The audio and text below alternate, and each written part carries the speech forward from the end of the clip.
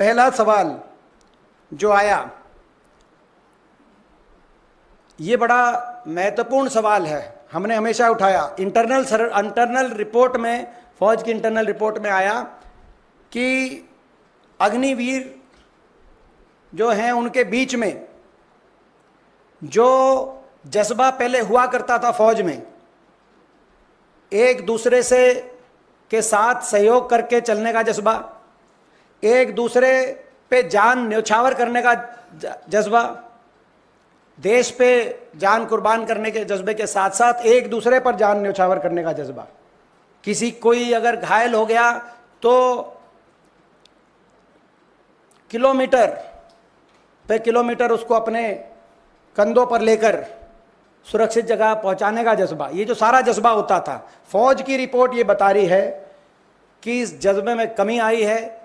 और क्योंकि 25% ही रखे जाएंगे, बाकी सबकी छुट्टी कर दी जाएगी, आपस में प्रतिद्वंदता और प्रतिस्पर्धा का माहौल अग्निवीरों में बन गया है, जो कि फौज की, किसी भी फौज की मजबूती के लिए और मनोबल के लिए अच्छा नहीं। और ये मैं आपको बता दूं कि फौज की सबसे बड़ी अगर हथियार किसी फौज के पास होता है तो उसका मनोबल होता है।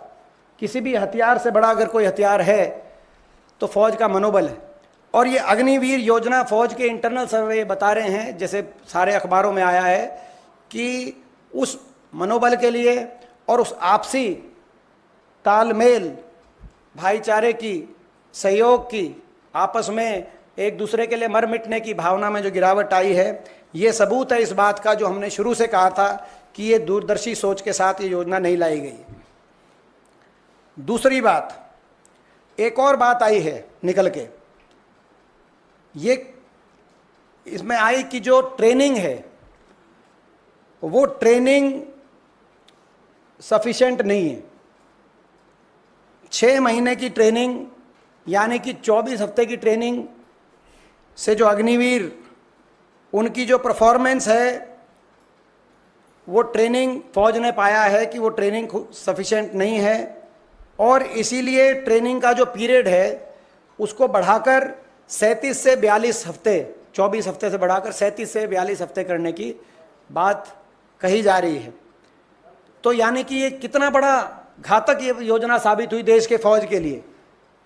एक तरफ तो पूरी तरीके से ट्रेंड फौजी आपके चीन और पाकिस्तान के बॉर्डर पे खड़े हैं, और दूसरी तरफ ऐसे अग्निवीर जिनको पूरी ट्रेनिंग भी नहीं आपने दी, उनको उनके मुकाबले में खड़ा करने का काम आपने किया है। जो आज आपकी देश की फौज का इंटरनल सर्वे ये बता रहा है कि जो ट्रेनिंग की जो बात है, ये ट्रेनिंग की बात कहीं ना कहीं इससे नुकसान हुआ है।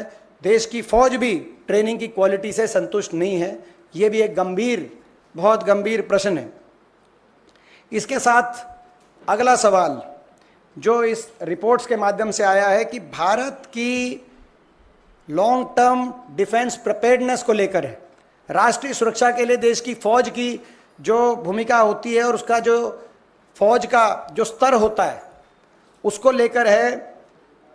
जो टेक्नोलॉजी इंटेंसिव सर्विसेज है, ये भी हमने ये पॉइंट आपके बीच में रखा था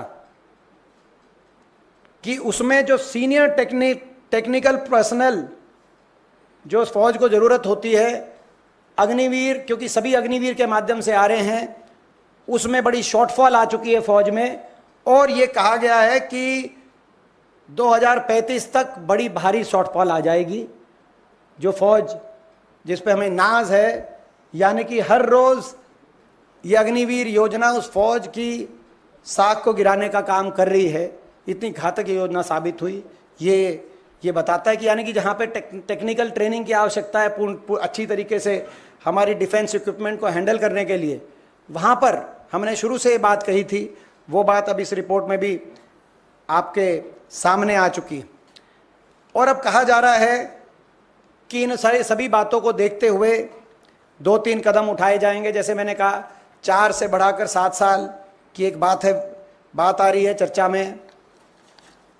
25% जो रिटेन किए जा रहे अग्निवीर उससे बढ़ाकर 60 और 70% रिटेन किए जाएंगे। ये भी एक चर्चा का विषय आया है अखबारों के माध्यम से, और ये ट्रेनिंग को बढ़ाकर